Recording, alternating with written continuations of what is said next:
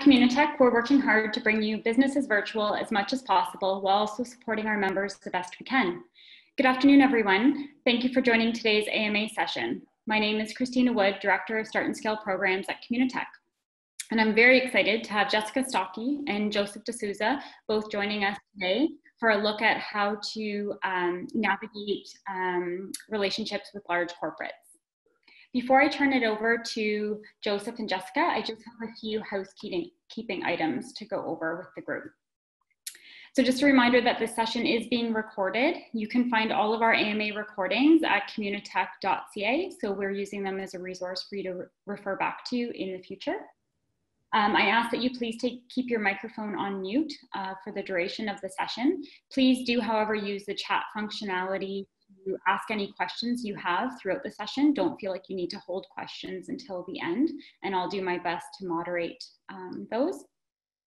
If you'd like to connect with Jessica or Joseph after today's session, please reach out to your Communitech advisor or CSM, and they will do an intro for you. And lastly, be sure to check out Your Week in Tech or our Start and Scale newsletters for a list of upcoming Ask Me Anything sessions. You'll see that next week we have a session on doing business with the Government of Canada. So with that, I will turn things over to Jessica and Joseph to further introduce themselves. Thank you both for being here today. Hi everyone, my name is Jessica Stockie. I'm with FairVentures. We are an innovation lab at Communitech, and the purpose of our lab is to help Fairfax companies innovate. We do that in many ways. One way, and the way that I lead, is around exploring and discovering partnership opportunities between startups and scale-ups and Fairfax financial operating companies. Fairfax is a large holdings company headquartered in Toronto, Ontario. It's very diverse. We've got investments in insurance and reinsurance companies globally, restaurant operations and retail operations in Canada, and then media and technology companies as well. And I'm really happy to be here and hope I can answer any questions you have, as well as give you a little bit of advice that at least I've experienced in my role. Hey everyone, my name is Joseph D'Souza. I'm the founder and CEO of ProNavigator. So ProNavigator, a bit of background, is my third company. My career has involved a variety of different industries, and with ProNavigator, we're enterprise SaaS, so software as a service, selling software to insurance companies. I think if I could do it all over again, I would do enterprise software as a service from the get-go. It's a domain that I really enjoy and I think I thrive in, and I spent a bunch of time thinking about the future of work and how to make people productive, especially in industries that are just starting to take off in terms of investment in technology. So we created ProNavigator back in 2016. It came about through a process on how can we build a platform to solve some of the enormous information challenges that are in the insurance industry, where you could have customers and prospects and employees spending a lot of time every day looking for information. And we were in a world, and we still are, in which people expect things to be done in seconds.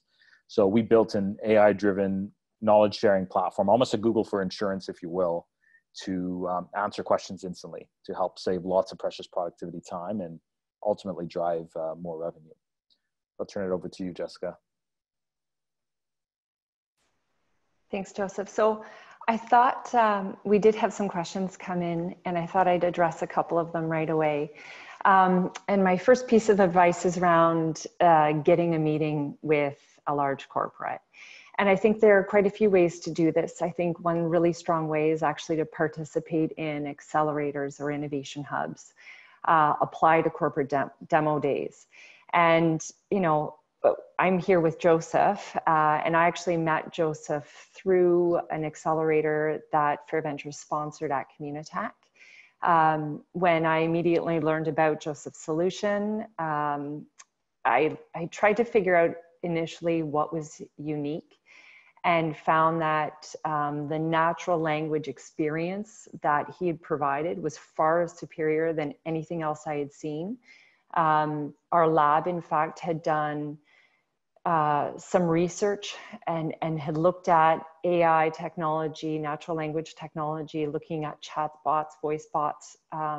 We knew that our insurance carriers were interested in this technology and the solution. And so it was a perfect fit.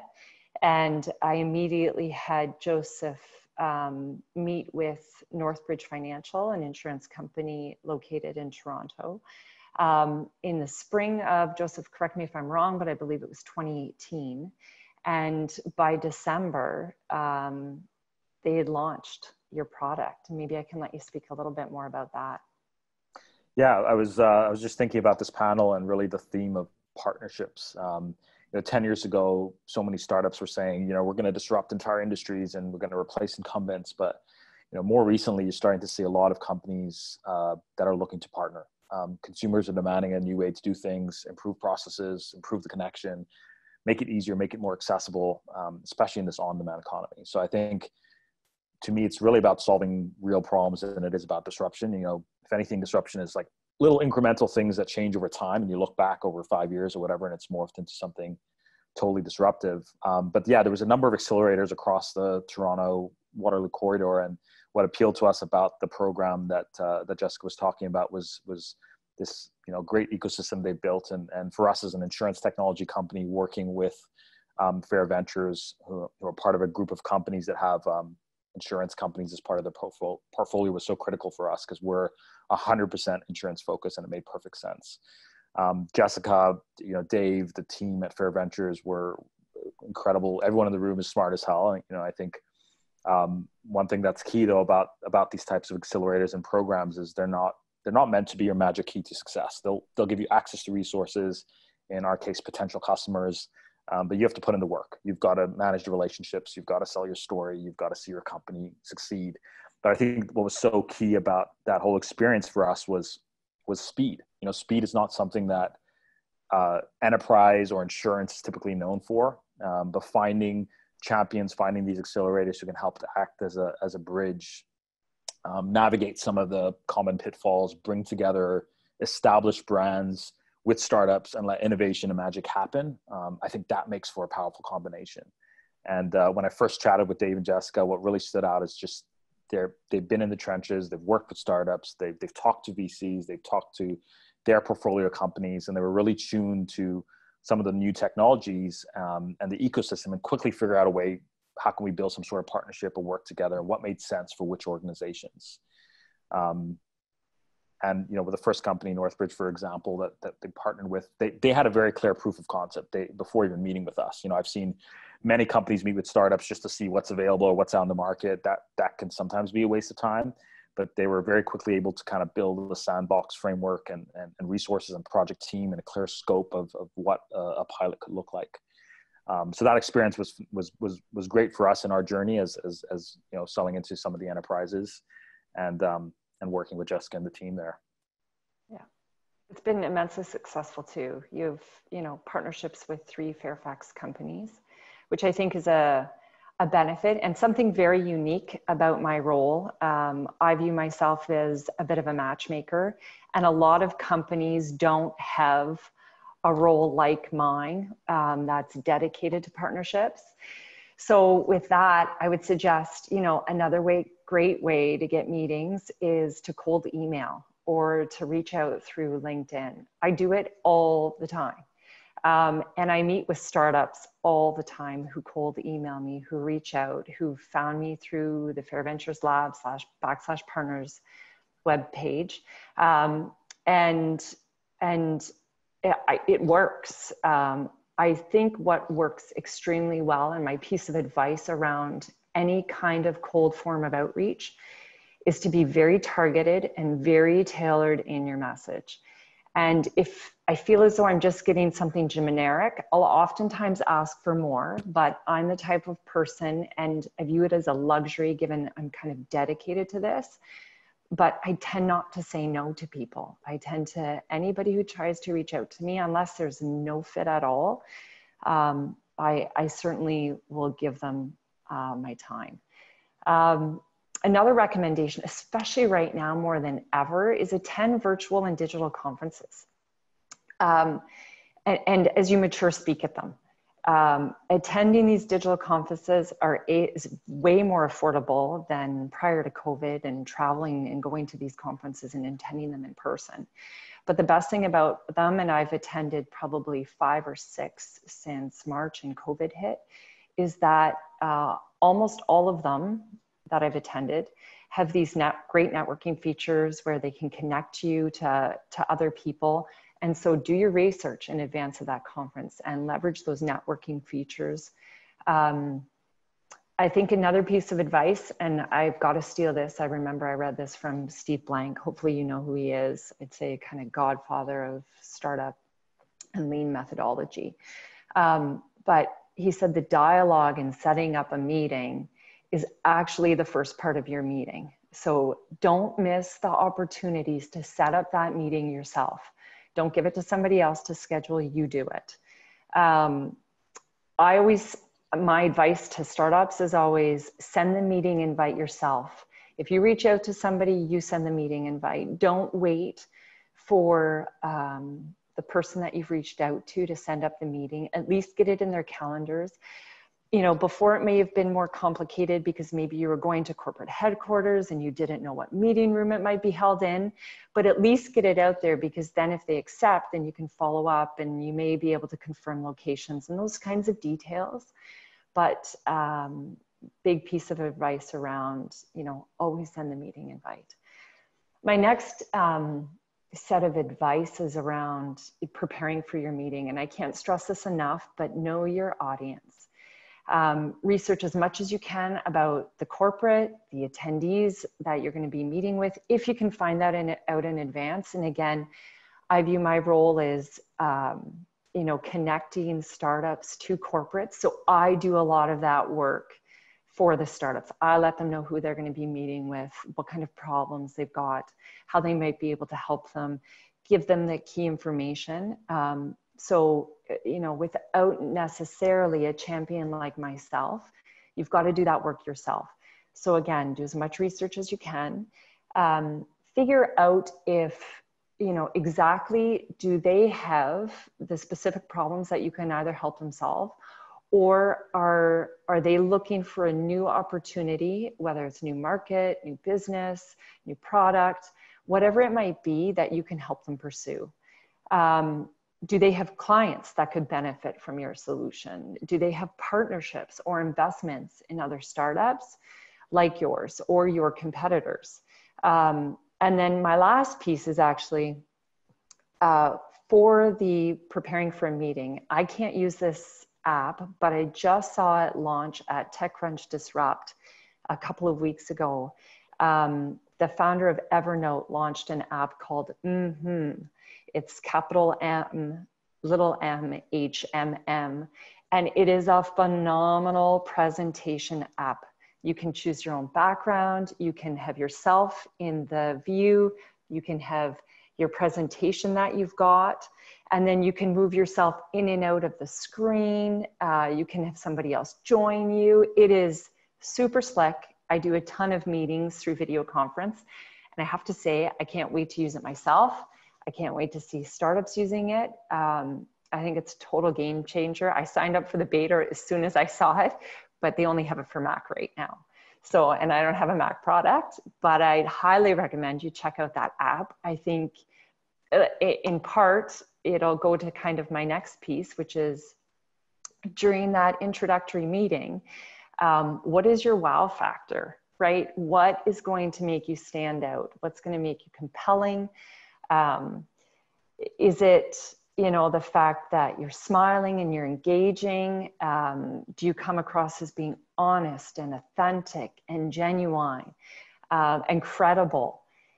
And I think I speak to a lot of founders who are immensely focused on their product.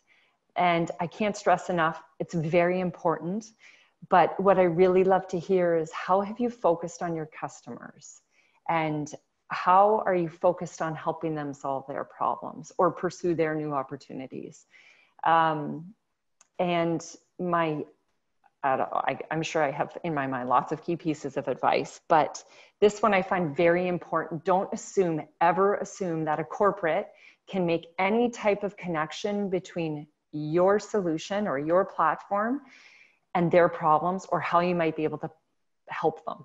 You have to be so crystal clear in how you're going to help this corporate and share any success stories that you've had with other clients. Support it with data, with numbers, whether it's cost or time savings or ROI or revenue generated or whatever it is.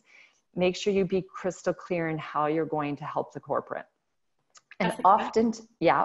Sorry, I was just going to interrupt with a question Yeah, of course. around that. So when you're being crystal clear, can you talk a little bit about timing? When is the right time? So if you're not fully in production or you're just, maybe you don't have customers yet, what is the right timing to reach out to a corporate? Do you wait until you're in full production? Do you start reaching out ahead of time?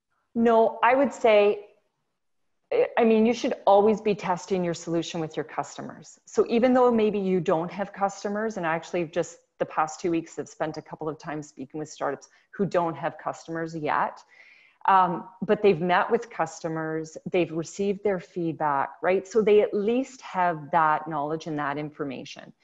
This is again where step back, do your research on your customer base, right? If it's an insurance customer, insurance is in the business of risk mitigation, right? So if you're an early stage startup, it is hard to get those first customers on board because they're naturally risk averse. So it goes back to know your customer, and again, do that research, figure out if you're obviously solving a problem that is very real to them, maybe they're willing to take a little bit more risk, right? And so it goes back to everything I've kind of said around, do your research. Do they have other similar partnerships with other startups? Try to figure that out. But again, and I go back to without knowing your product, knowing what business, what industry you're in, it may even be, right, like the definition of corporate is varied too. So maybe you're not going after the very, very largest corporate in your industry. Maybe you're going after kind of that medium-sized business. So you have to kind of figure that out and go after customers appropriately. And then if you've got bandwidth, right, depending on the size of your team, depending on where you're at, in your business model, there's no harm in cold emailing and reaching out to people. But you need to be prepared. Like oftentimes, I met startups 3 years ago that were very early stage and not yet ready to meet with our companies, but they are now, right? And over time, I'm able to keep up to date with them, keep up to speed with them.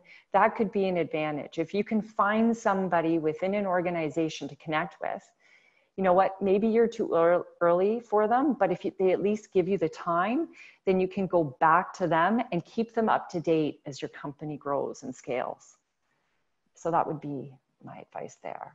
And Jessica, are there key pieces in that cold outreach that companies should make sure to include? Like if I'm reaching out to a corporate or looking for a cold introduction for the first time, what are some key must-haves in my email or my communication? Oh, I'll get to that. Okay.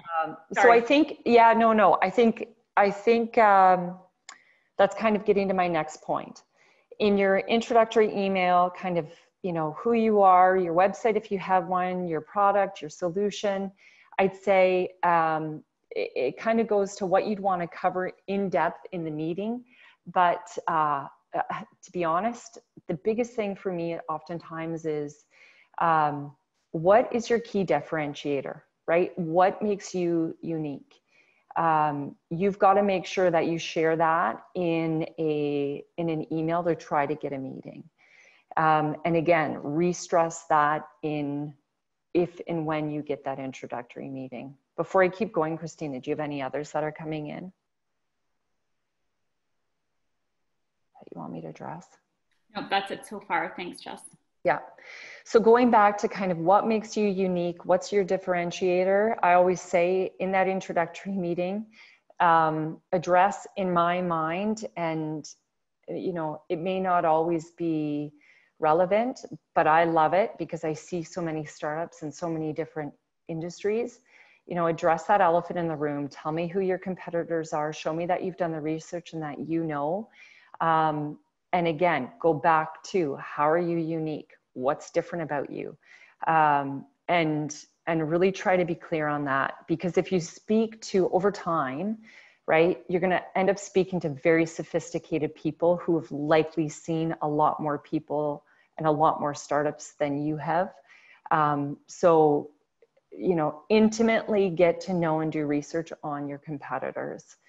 And then during that introductory meeting, I often find if I'm sitting in those meetings, what will happen is if there's oftentimes more than one person in the room, the corporates will start having a conversation among one another. And they will start talking about how you may be able to help them. This is when I always say to a startup, if your corporate partners who are sitting in a room in a meeting with you are talking, let them talk and listen so closely to all those little details, because that will help you either reiterate how you can help you confirm how your solution is going to help them. And ultimately, ideally, you can get through that meeting so that you can further engage with the corporation. And then kind of that goes into my next piece of advice around, you know, establishing that partnership. Find your champion. You know, the more senior the champion within an organization, the better. And it might shift over time, but know who that key contact is. Really try to understand what the strategic priority is of that corporate that you are going to be helping them with. What are the business outcomes that they're looking for and they desire from you, and make sure you're always going back to those and providing updates on how you're helping them get there. Understand what the corporate process is as you start to go kind of through an engagement. Whether it's NDAs, procurement, legal, compliance, you know, try to get an idea for how long this might take. Some corporates will take a very long time. Some are well set up to work with startups. And then try to also ask questions around how easy is it for that corporate to be to work with you and to partner with you. Depending on your solution, you will have issues around data privacy. You could have issues around APIs. Are they set up or not? So make sure that you know what you need from that corporate partner to successfully implement your solution. I go back to always kind of define and align your goals for your startup, because they are just as important as with whatever the corporate has. Make sure they understand what, you know, your goals are as well. And another piece is to always think about is, do you need access to customers of that corporate? If so, is there a way to create a test market or a customer beta testing platform so that you're not necessarily risking in their mind their entire customer base? And then when you think about actually partnering with a corporate, I always say, even to my corporate partners and within the Fairfax family, start small. Pick a very small pilot, be very specific in your goals, make sure you try not to creep outside those, show the value of your solution in your partnership, and then grow that over time. I always step back and say, you know, communication is key. Stay on top of your milestones, try to have video conferences so that you can see your corporate partners, especially right now, because so many people are not meeting face to face. Get their nonverbal cues, right? You can tell a lot about a person when you're meeting with them if you can see them. The poet, I always think this is a great note. George Bennett Shore always says, the trouble with communication is the illusion that it is taking place. So constantly communicate with your corporate partner in a meaningful way. You know, you've got to manage your time and their time. So set up a cadence for meetings that works well for both of you. I guess a key piece that I always tell my corporates, expect to pay for your pilots and your partnerships. When you don't charge for something, people don't value it. And if there's only one passionate party in a deal or in a partnership, it's unrequited love. So when your corporate partners are not putting up their proportionate value, it's not a relationship. So your corporate partner, as you're going along the path of working with them, find out what they're willing to give to you. you know, what are you going to ask for? What matters to you? Do you need to be a reference for future clients? Do you want their logo and maybe a quote on your website? Are they willing to participate in a success story? So many corporates right now, it's sexy to partner with startups. So they are willing to issue press releases or maybe share the stage at a future conference, right? Whatever it looks like, figure out too how your corporate partner, assuming they are, you know, a great partner in your relationship, what they're willing to provide and to give to you as well. And so that's kind of my pieces of best advice in terms of how to best engage with a corporate. Thanks, Jess. That was super helpful. I have one other quick question that's come in on the chat before we move on from the topic. So when it comes to cold emailing, should companies go bottom up or go straight to execs? So top down approach or bottom up approach? Oh, both. Question. Both. And I use that all the time in my strategy as well, right? I may have to reach out to multiple people within one Fairfax company to try to get feedback. Right? So I actually do a portion of the work in terms of cold emailing and reaching out to Fairfax executives. And I will try different layers of the organization. The most successful every time is going to be if you can get a C-level, a CEO, reach out to a CEO and get a response and get a meeting with them.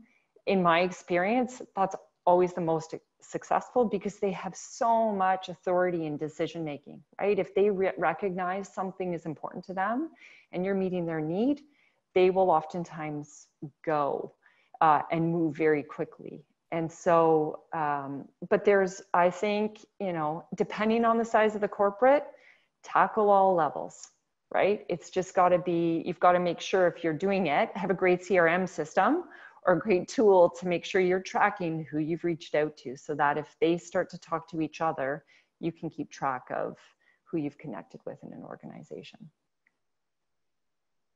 I'll just add to that. I totally agree with both. I remember one time I reached out to the chairman of a large organization and he listened to the whole thing and he's like, it's really cool, but we don't have this problem. And it's like, okay, closed door, that's it. About a month or so later, I got connected to one of the VPs and just word for word, everything I said was like, this is exactly what we need. And they had the authority they had their own budget, they had the problem, they signed the deal and nothing didn't need to go to the chairman. So I definitely would agree on that. You never know who you're talking to, who has a problem, who has the budget for this.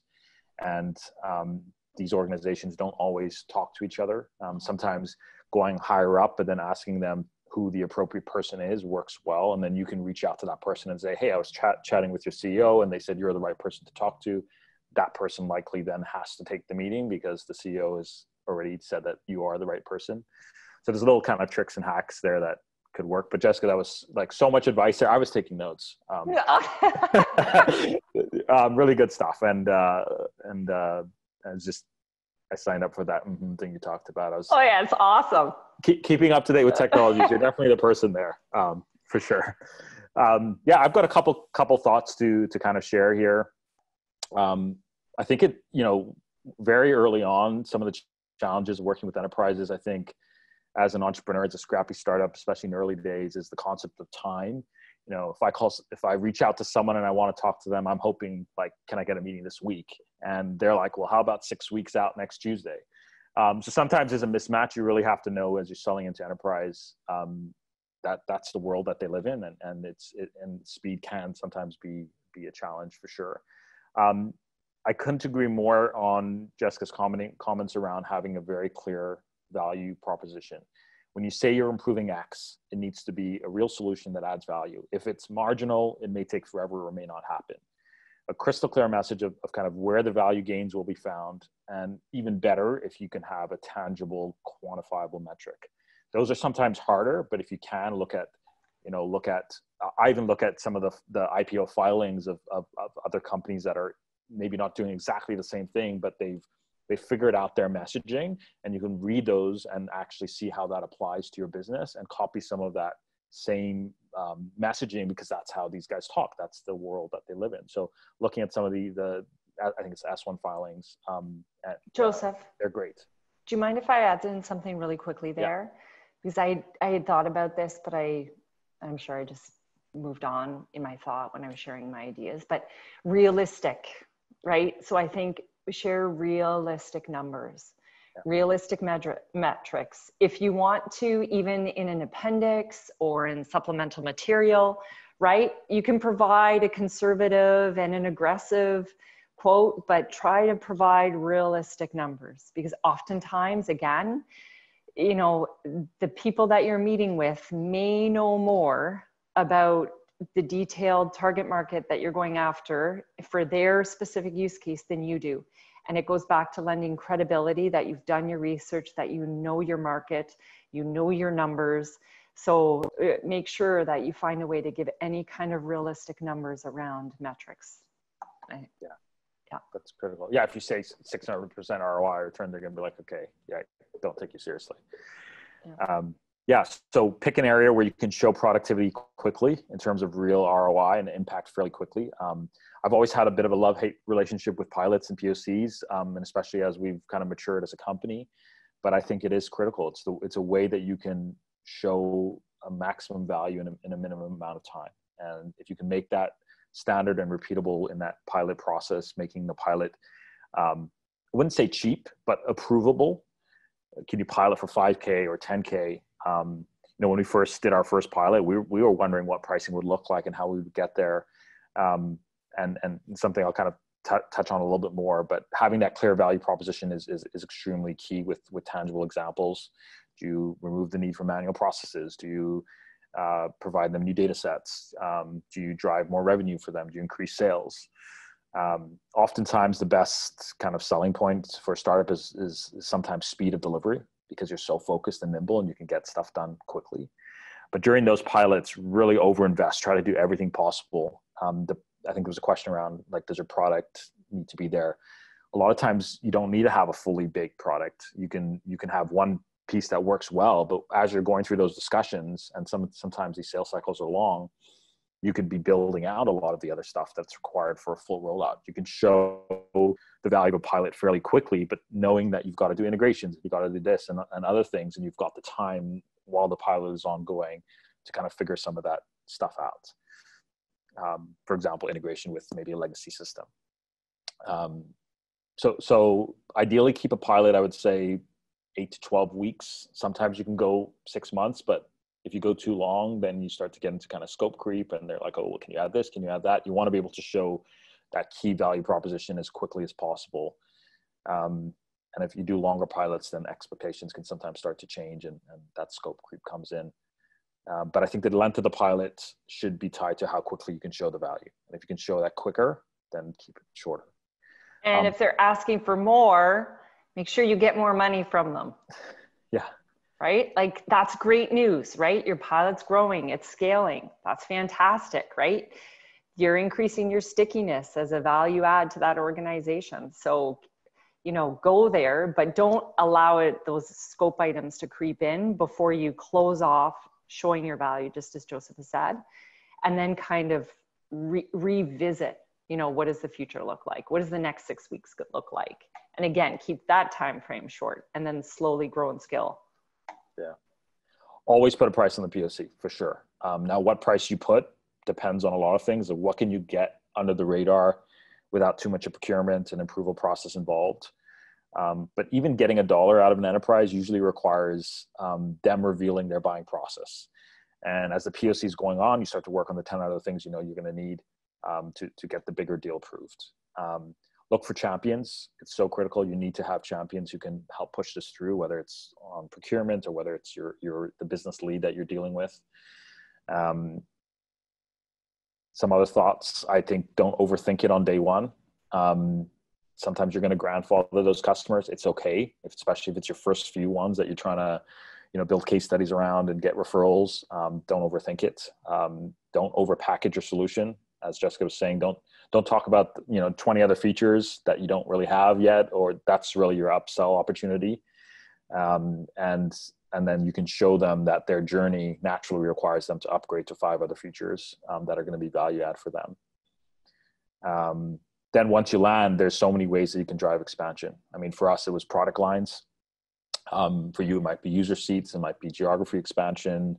There's ways to drive it, so don't overthink it. I've talked to many startups, and they're like, "Oh, but I want to sell, $200,000, $300,000 contracts, and I'm worried that if I, charge a low pilot, I'm not going to be able to get there." Don't worry about it. Just get those initial customers early on, and it'll take care of itself. And as you expand and you build out more features, you're going to be able to grow from there. Another thought is the team that you have. I know this can be challenging, especially if you started off SMBs selling small to medium, and now you're going into enterprise. Usually the choice of which markets you're going after is a lot of times dictated by the DNA of your founding team. If your product and sales DNA and the people you have are very enterprise, then it's going to be a lot easier to convince some of these Fortune 500 companies, the customers, to partner with you. If you're more product and freemium product, then probably that's a good place to start. So kind of play to your strengths.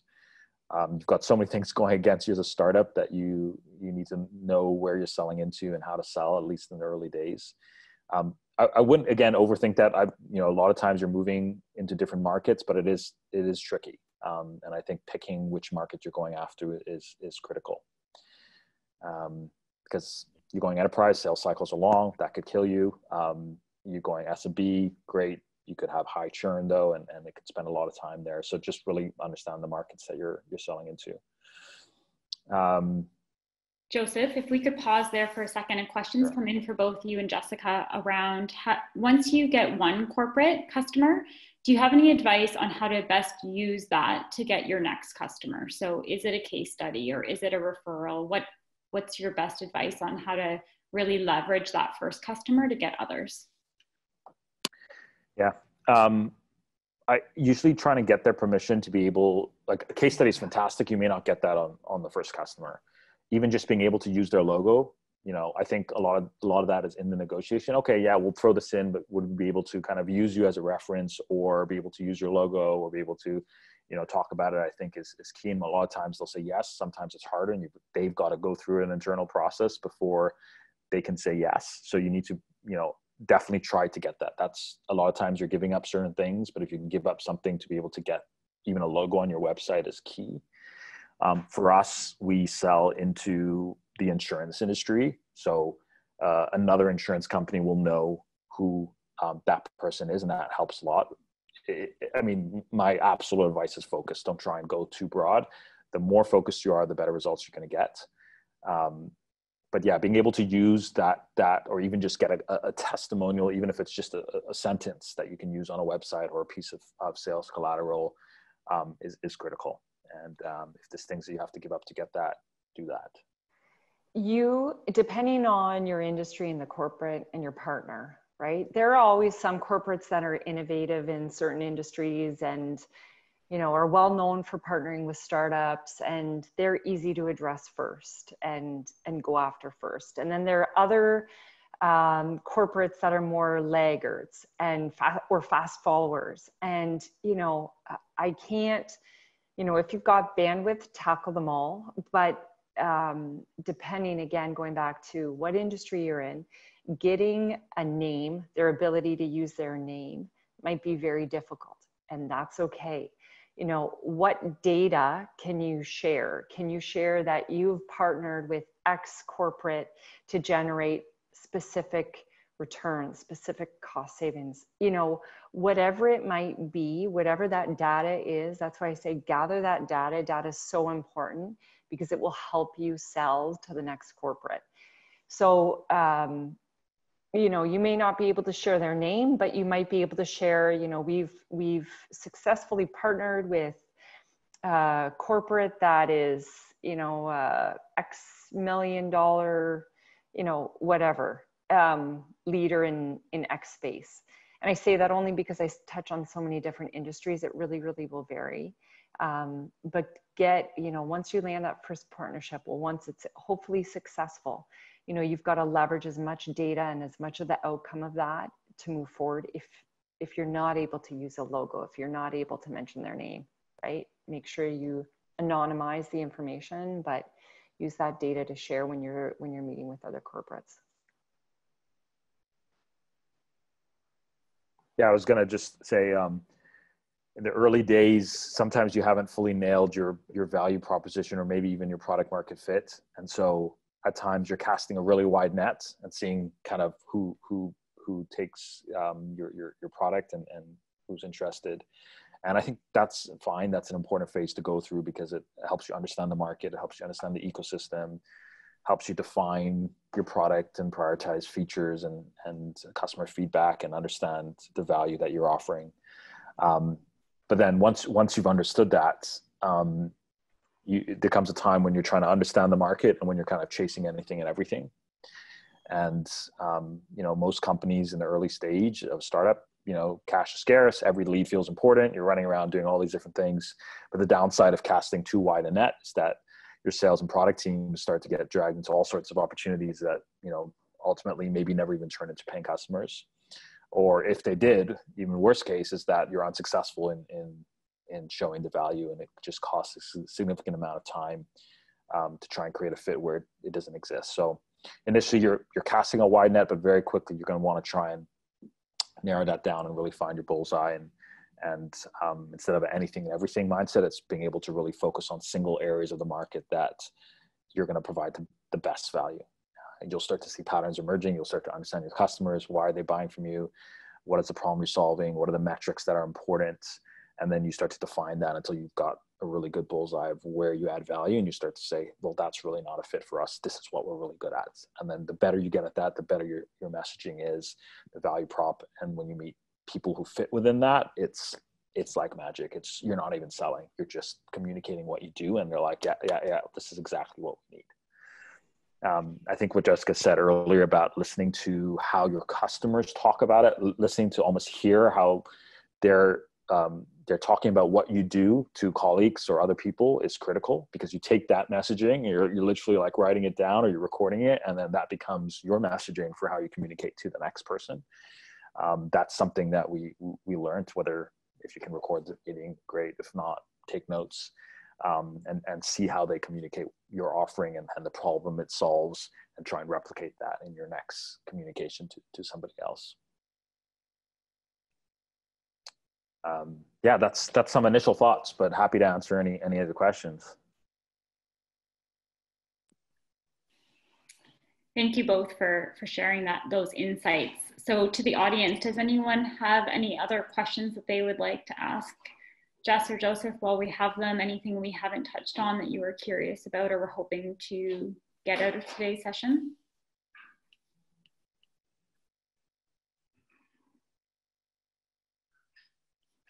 Enjoy the journey. It can be hard, but enjoy the journey. It's fun. If you like this thing building and growing and finding solutions, talking to customers, then it's a great, being able to sell into corporates. I love it, and I think it's a skill that, if you can do well, it's gonna set you up for a lot of success. Yeah. We did have one question come in here. Are there any quote unquote no-nos in dealing with corporate? So anything that companies should 100% stay away from, don't do? Yeah, like the exact opposite of all my advice. Don't lie. Don't exaggerate. Never exaggerate your numbers, right? It's such a turnoff. I find it very problematic when I meet with a startup, and I'll say to, I'll oftentimes, I'm a very honest person. So oftentimes I'll ask them, if I'm asking a question, sometimes I don't know the answer, and I'm asking because I don't know the answer, which I love. And I prefer that when I'm asking questions that are challenging a startup to see, because I know the answer. And so the one question I'll often ask startups is, who do you think your competitors are? And when a startup will say, I don't have any competitors, I'm the first in the space. And I think to myself, that's a bold statement. The world is very large. And if you've got technology that you really believe is unique and you have no competitor in the entire world, well, that is something. But oftentimes, you know, there are competitors. They may be slightly different. They may be tackling a different market. Their product may be, you know, different features and benefits, and that's okay. So I go back to, right, I view competitor, like your intelligence on your competitors is so important, and it's oftentimes an elephant in the room. I go back to, you know, don't be arrogant about your position in the marketplace. And so that's kind of, for me, I'd say a bit of a turn off when I meet with people. Thanks for that. We've had a couple, oh, Joseph, did you want to add? Otherwise, we've had a couple other questions come in, but I can give you time to answer that if you had some. I was just going to say, there's a lot of great questions here. Let's dive in. Okay. So the next question that's come in is there a danger in messaging too many people in the corporate ladder in an initial outreach? Yep. You need to know your buyer, which department. These are large organizations. You don't want to, I say, spam everyone. Like, you really need to know who your buyer is and what keeps them up at night, so to speak. What are their challenges? And maybe you're emailing 2 people within that department, or maybe you have 2 departments, but yeah, you don't want to spam 20 people in the organization. No, try to find the right business owner. Yeah. Right. And maybe you are targeting different levels within that specific business unit, but definitely there's a risk. Don't spam a corporate. Any tips on how to price your pilot or proof of concept? Nope. I'd have to dive in and figure out what your business is, right? What's your product? What's your platform? What's your solution? It's so varied. Yeah. That's my advice, Joseph. I don't know about you. Yeah, no, I kind of touched on it. You're going to price it depending on what you can kind of get on the radar, maybe without getting procurement involved and approval process. A lot of times the person you're buying has a certain kind of threshold which they can get approved within their budgets. There's so many things, so many factors here. Sometimes it's just timing, like they have extra budget before their financial year ends. If they don't spend it, it goes back. And so there's a whole bunch involved in that. But again, I wouldn't say overthink it. I would say, you know, some of the clients in the early days, we might have charged $5K for a pilot. Maybe we're charging, you know, $25K today. It doesn't matter. Don't worry about that. Don't overthink it. Definitely charge, see what it takes to get you under the procurement, understand what the benchmarks are. What's the incumbent, you know, the cost for that, and making sure you're kind of in line with some of that. But yeah, it just depends on your business. Awesome. The next question is a 2-part question. So how do you overcome the do-it-yourself mentality? So where a customer's internal IT department wants to do everything in-house, even if there's a possibly better, cheaper, faster solution out there. And the second part to that question is, how do you change the culture aspect to be fast and embrace new approaches? So my advice is, you can't necessarily change an IT department that wants to build everything themselves.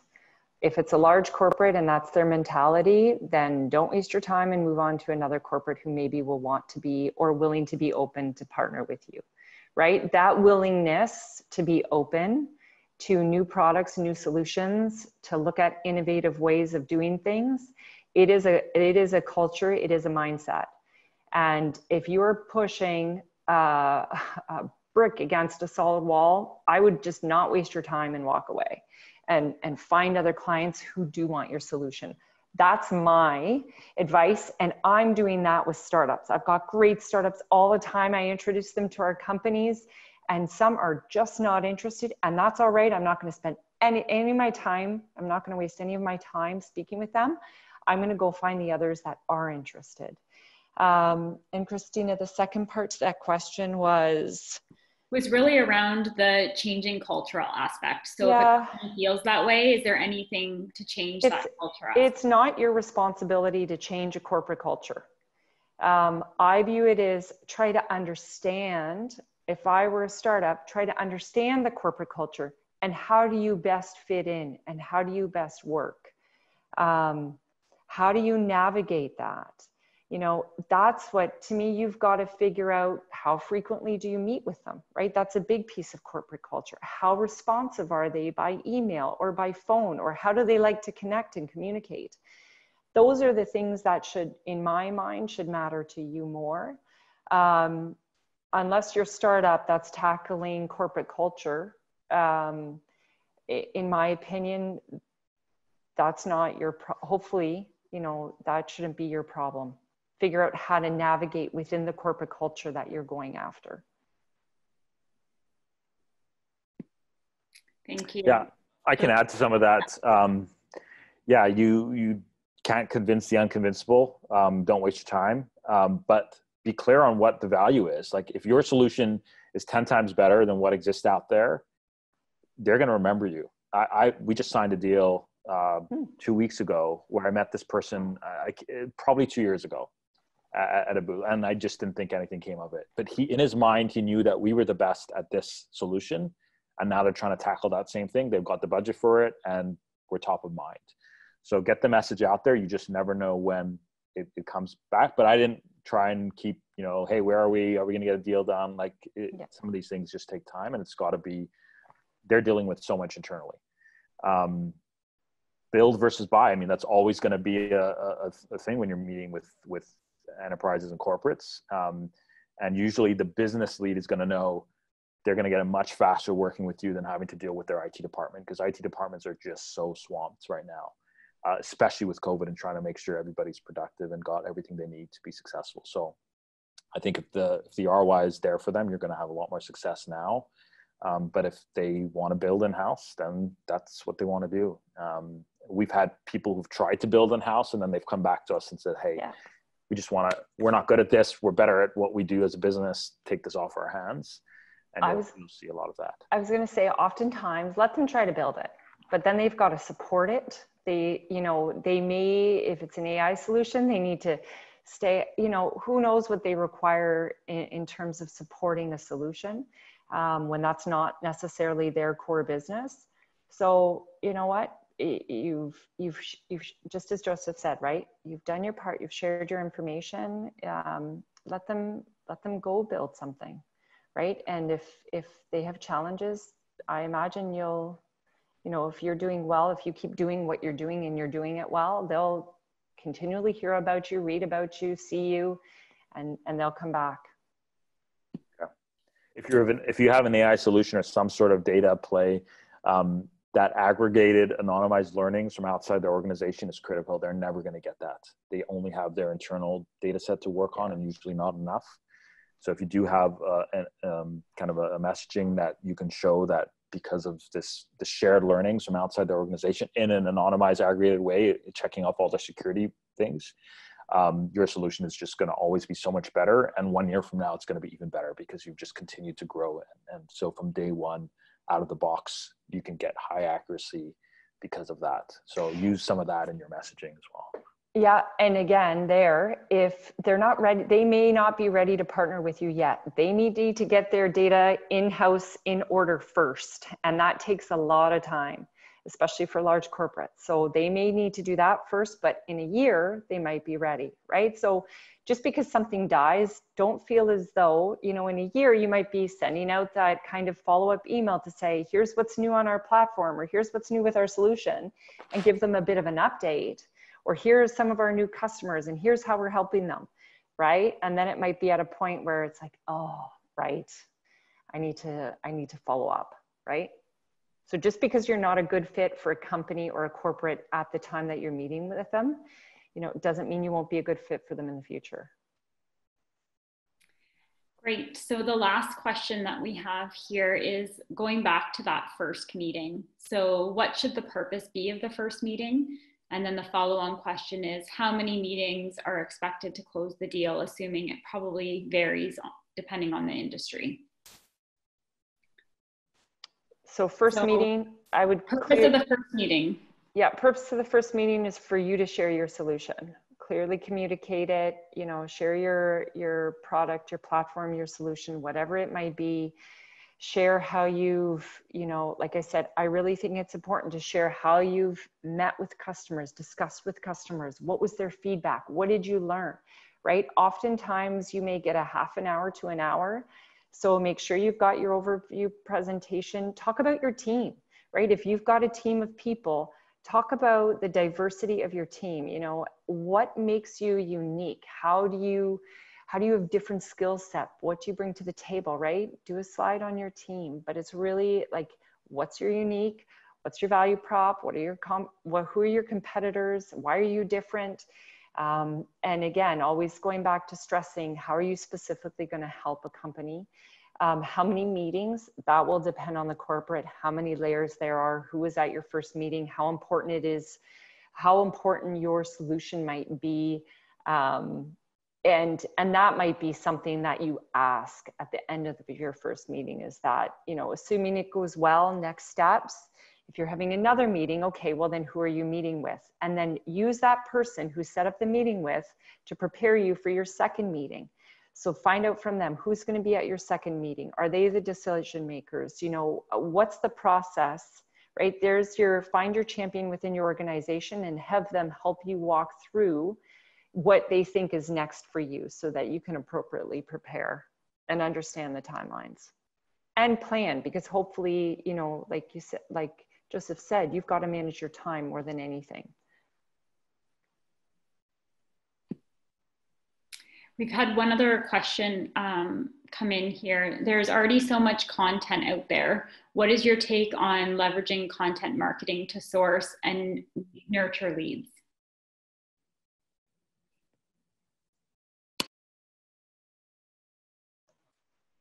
I'm not sure I quite understand the question. Yeah, I'm trying to sort that one out too. So I can read it again. There is a lot of content out there. What is your take on leveraging content marketing to source and nurture leads? So I think using content marketing to, you know, maybe with a drip campaign or nurturing leads, or this probably relates more to marketing to folks rather than once you kind of have that first meeting. Yeah, they're probably not reading your blog or going on your site until they've heard who you are, and then they might go and check you out. So I think then they go there and they see you've got a lot of content that could help. But initially, I don't think you're getting a ton of enterprises who are coming to your website because they read your content and then wanting a demo. If they are, usually they're not the decision maker. So I would definitely encourage the approach of reaching out, cold reach outs and others to get in touch with the right person, and then coming to your site. Absolutely, if you have content there, fantastic. Yeah, I agree. Okay, so we're right at the top of the hour here, so that will be the last question that we take. I did want to take a minute and also mention to the audience participants that Communitech has a lot of partnerships with large corporates, so if there are introductions or things that you're looking for, please reach out to your CSM or advisor, and they're happy to connect you with the folks on the corporate side of Communitech. And then I'd also really like to thank Jessica and Joseph for their time today and their expert advice. It's been a pleasure having you. You guys are so insightful when it comes to this stuff, and I love that it all started with a partnership between your two companies. So thank you so much for your time today. Really appreciate it. And thank you to everyone for joining. Stay safe and be well. Thanks, Christina. It was our pleasure. Have a great day. Bye.